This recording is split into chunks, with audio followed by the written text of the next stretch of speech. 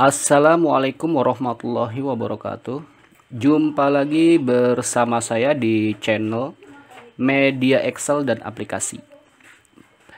Pada video kali ini, saya ingin mempresentasikan cara mengetahui nilai target dan margin error atas perolehan pemilih potensial yang ingin dicapai oleh calon dan timnya dengan menggunakan aplikasi pencatatan data pemilih potensial.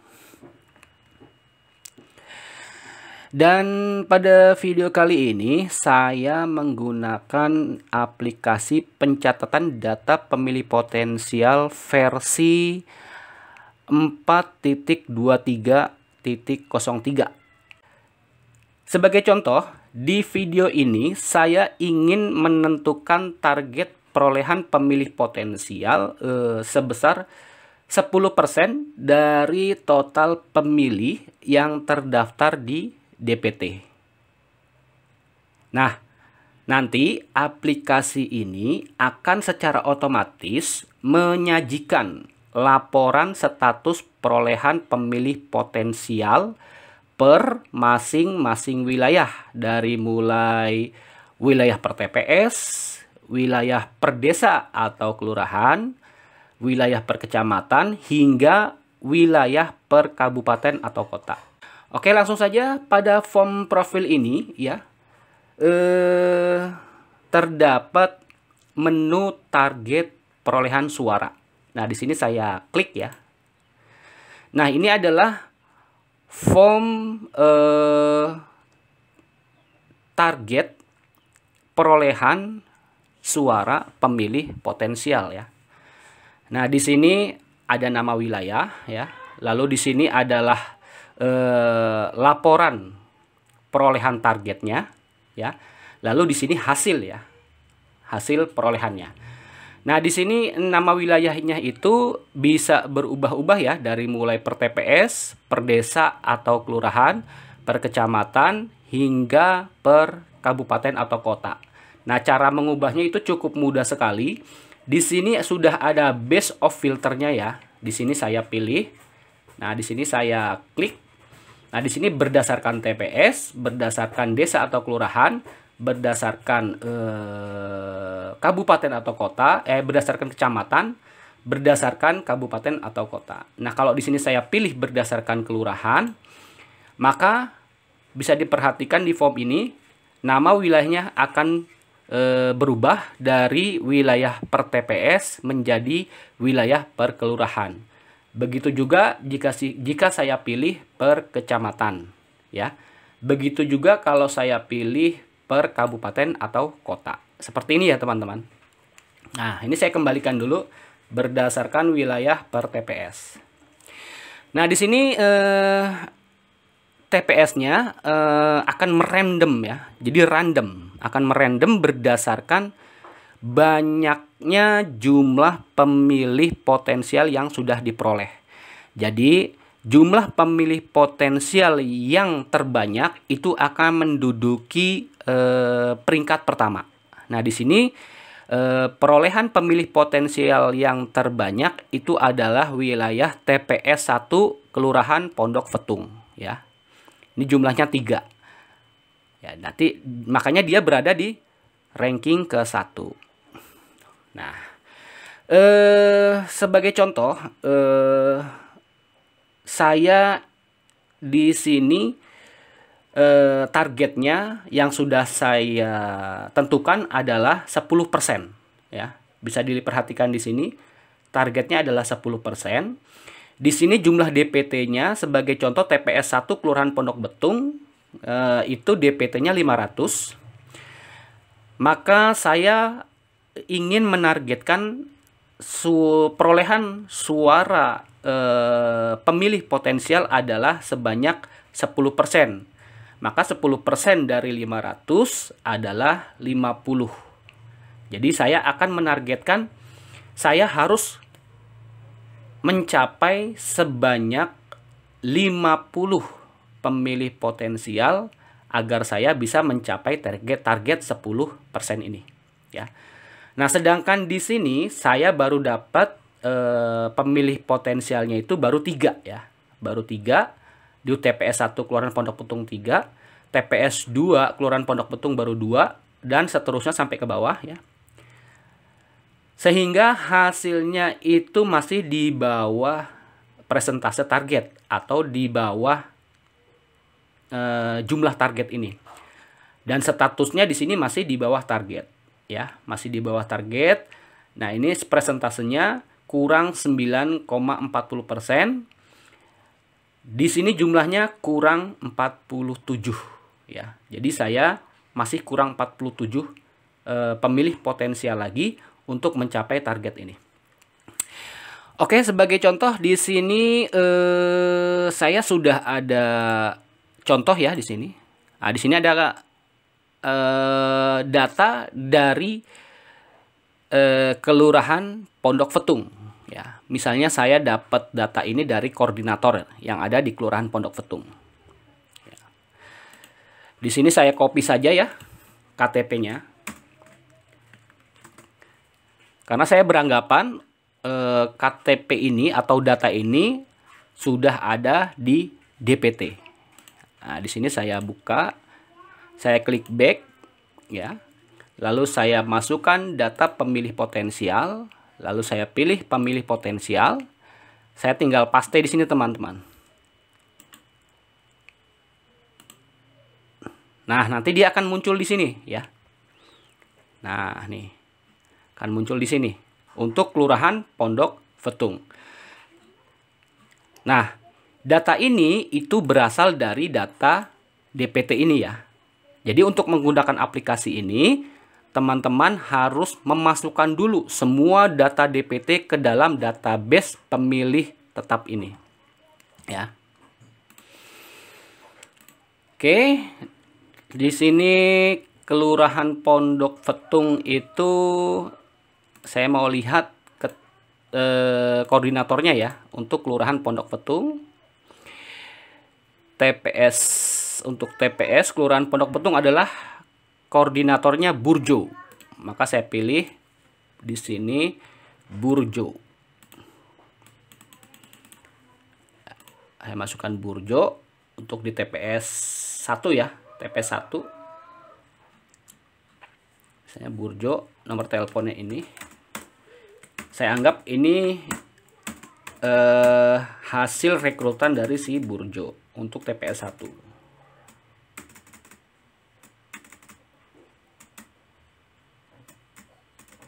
Sampai di sini ya. Saya enter saja. Ya. Saya enter saja. Nah, ini Burjo. Lalu untuk TPS 2 saya cek dulu koordinatornya siapa. Tetap Burjo ya. Tetap Burjo. Maka di sini saya masukkan nama Burjo saja. Nah, di sini nanti nama ketua koordinatornya itu akan otomatis, teman-teman, ya. Oke, ini Kelurahan Pondok Fetung. Nah, sekarang saya lihat untuk TPS 1 Kelurahan Pondok Betung. Tadi TPS 1 Kelurahan Pondok Betung itu masih 3 ya. Nah, sekarang saya mau lihat target perolehan suara. Nah, di sini TPS 1 Kelurahan Pondok Fetung, total DPT-nya adalah 500 dan pemilih potensialnya menjadi 57. Persentasenya adalah 11,40%, targetnya 10%. Jumlah target yang ingin dicapai adalah 50 dan statusnya di atas target ya. Jadi sudah memenuhi. Nah, di atas target berarti sudah lebih baik lah. Gitu. Di atas target sebanyak 7 orang. Karena di sini harusnya 50 ya. Tapi sudah melebihi 50 orang. Ada. Dan kelebihannya adalah sebanyak 7 orang. Gitu. Ini udah bagus seperti ini ya. Oke, di sini TP 1 Kelurahan Pondok Betung. Untuk yang lainnya masih di sini ada tambahan ya tadi 3 orang ya. Di sini jadi 5 nih TPS 2 Kelurahan Pondok Betung.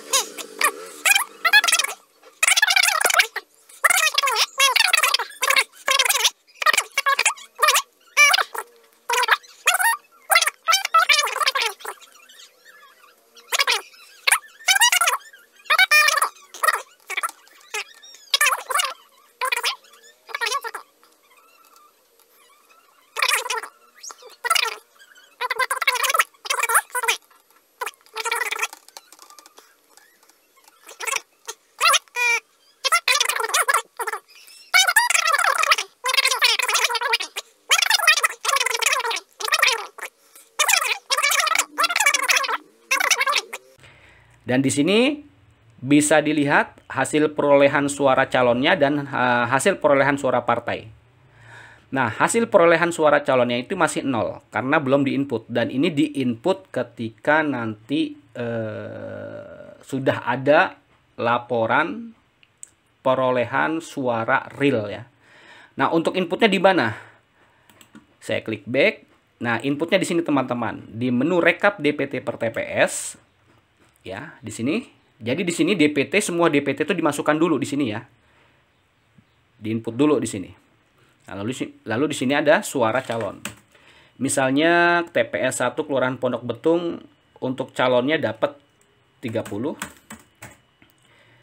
Lalu TPS 2 Kelurahan Pondok Betung dapat 20, 10, 11.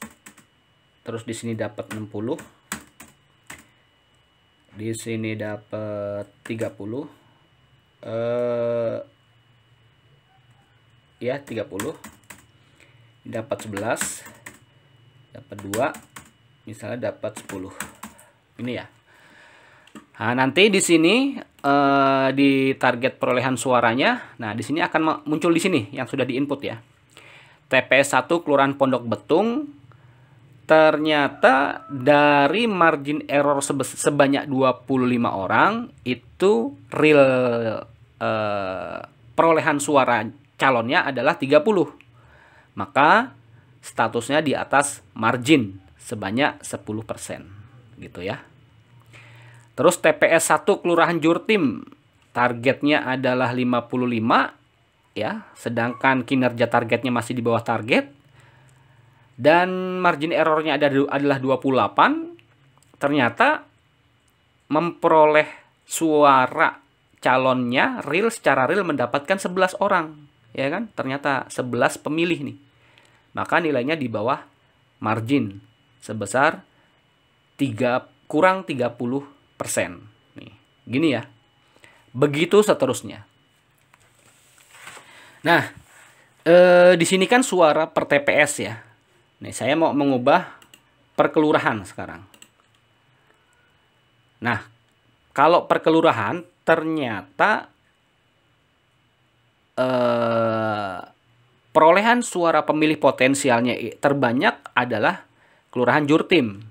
Nih, sebanyak 67 pemilih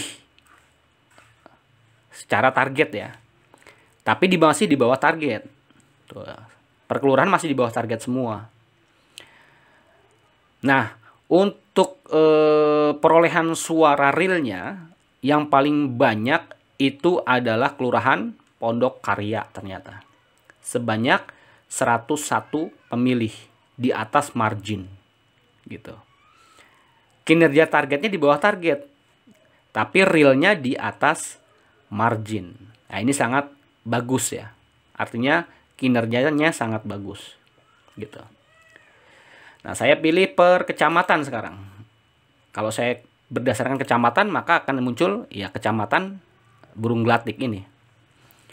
Nah, kalau per kecamatan targetnya di bawah target, marginnya di bawah margin gitu ya.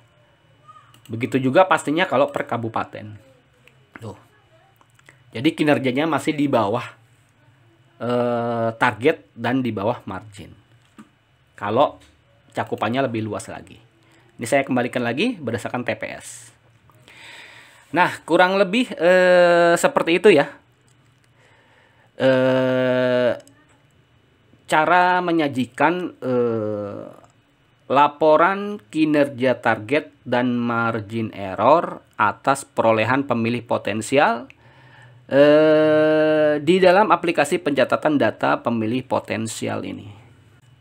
Dan penyajian laporan kinerja target perolehan calon pemilih ini itu sangat penting sekali ya. Dan dengan penyajian nilai target perolehan pemilih potensial ini, nah kita bisa memantau ya, kita bisa memantau perolehan pemilih yang benar-benar punya potensi dari masing-masing wilayah, dari mulai per TPS, per desa atau per kelurahan, per kecamatan, hingga per kabupaten. Nah, untuk pengoperasian aplikasi ini lebih lengkapnya itu ada di video sebelumnya. Nah, teman-teman bisa lihat saja video saya sebelumnya mengenai aplikasi yang ini. Sekian dulu video kali ini. Dan bagi teman-teman semua yang ingin memperoleh atau ingin menggunakan aplikasi ini, silakan saja hubungi saya di nomor atau melalui email yang saya sertakan di deskripsi video ini.